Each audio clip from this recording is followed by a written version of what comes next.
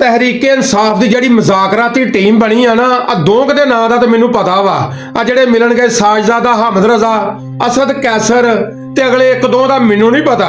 सरकार वो तुसी MNA बने जो, अपनी लो तुसी पाकिस्तान की सियासत के चैंपीयन जो।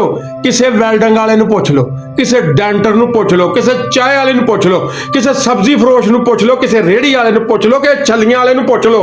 वो भी तुहानूं कहणगे कि सरकार उन्होंने तुहानूं देना वा बाबा जी का ठुल्लू, उन्हां दे हत्थ वस है की वा।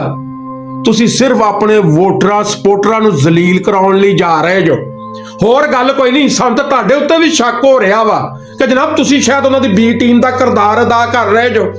वो कोई ऐसा रिलीफ जिहड़ा तुहाडे कोई पहले गल उन्होंने कई सालों का ट्रैक रिकॉर्ड वेख लो भी उन्होंने कीती होवे या पूरी कीती होवे।